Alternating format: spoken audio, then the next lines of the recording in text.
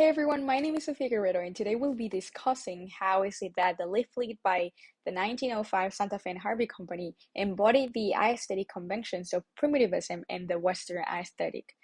So let's primarily remember that, just as mentioned in lecture 26, primitivism is conceived as a romantic notion that primitive communities living closer to nature were morally and physically superior than those living in industrialized societies.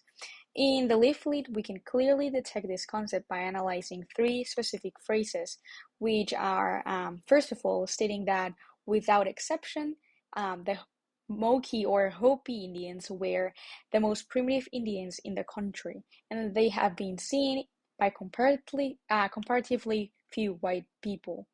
And ultimately, by mentioning how their crude way of living have made them the greatest long runners in the world. This highlights how the Hopi isolation and distant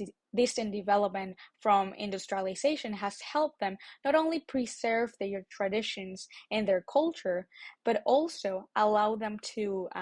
develop and master physical skills such as running that help them survive the adversity of nature. On the other hand, the Western aesthetic was also addressed within the leaflet. Some of the main ideas of the Western fantasy were to preserve a successful society which could only survive if values such as those in the Victorian era were preserved. As mentioned in lecture 27, women in the Victorian era were narrow-minded, and the roles of gender were very strict. Thus, as the leaflet mentions how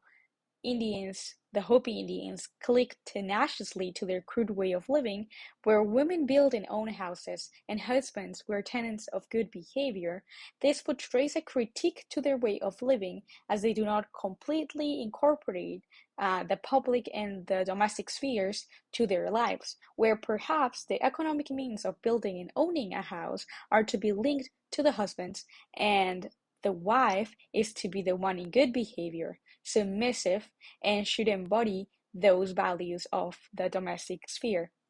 Finally, these examples of primitivism and the Western aesthetic conventions encapsulated the Hopi indigenous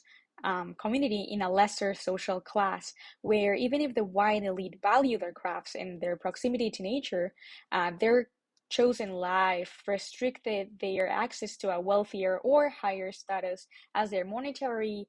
gain was limited to serving those with authority, such as these two companies. Thank you.